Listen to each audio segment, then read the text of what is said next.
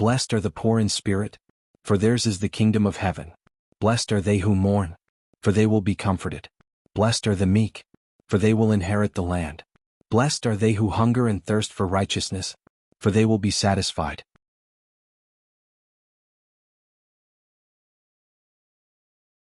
Blessed are the merciful, for they will be shown mercy.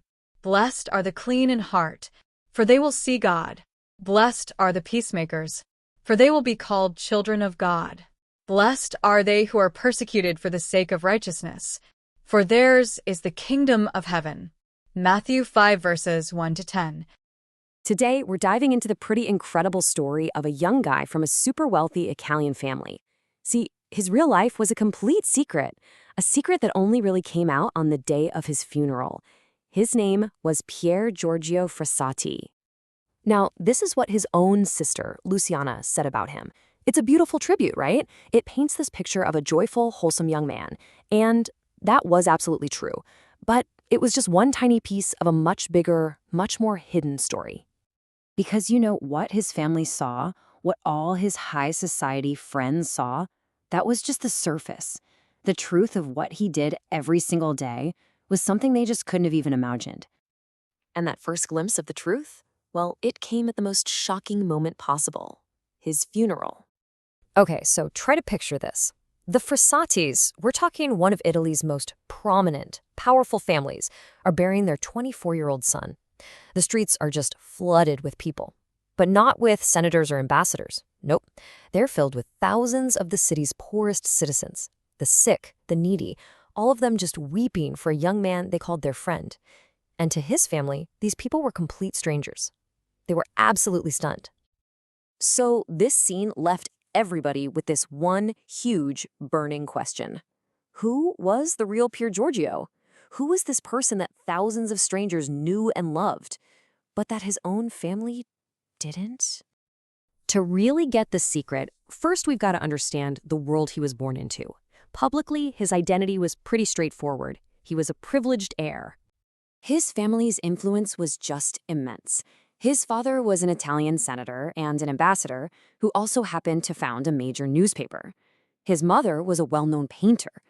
I mean, this was a world of politics, of high culture, of serious wealth, a world that everyone just assumed Pier Giorgio would inherit. But he chose a completely different path, one he kept almost entirely hidden, a life of secret service. This really lays it all out, doesn't it? It shows the two completely different lives he was living. On one side, you've got his family's world, political influence, fancy summer homes, high society. And on the other side, that was Pier Giorgio's secret world, the poorest neighborhoods of Turin, where he was busy serving the sick, caring for orphans, and helping soldiers who'd come back from World War I with absolutely nothing. And this wasn't just some casual hobby, you know? He joined the St. Vincent de Paul Society at 17 and basically dedicated his entire life to it. He'd give away his bus fare to charity and then literally run home so he wouldn't be late. He chose to study mining engineering for the specific reason of serving the poorest laborers.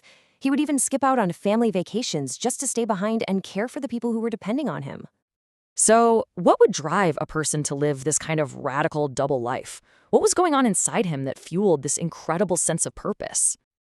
Well, all of his actions were really fueled by this rich inner world. At the very core, was a deep faith. But he wasn't one-dimensional at all. He was also a passionate mountain climber, he loved opera and art, and he could apparently quote the poet Dante completely from memory. For him, faith, nature, culture, it was all connected. It was all a source of strength. This intense life, both the public one and the private one, was tragically cut short. But the legacy he left behind, well, that's what truly defines his story. He ended up contracting polio, and doctors believe he caught it from one of the sick people he was visiting in the slums. After 6 days of just intense suffering, he died, at only 24 years old. And this part is it's incredible. On the very eve of his death, with his own body completely failing him and his hand paralyzed, his last thought was for somebody else.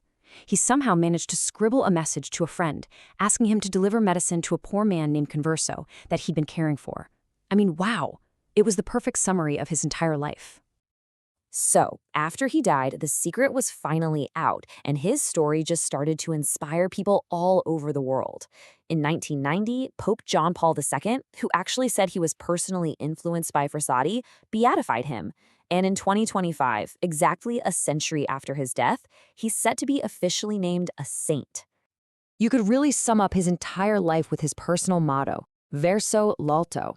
He wrote these words, which mean to the heights, on a photo from his very last mountain climb. But it wasn't just about climbing. It was a philosophy for life, always striving upward, toward what is good and what is true.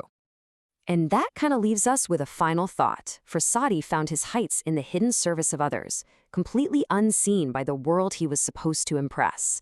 And it really makes you wonder, doesn't it? In our own lives, what heights are we called to?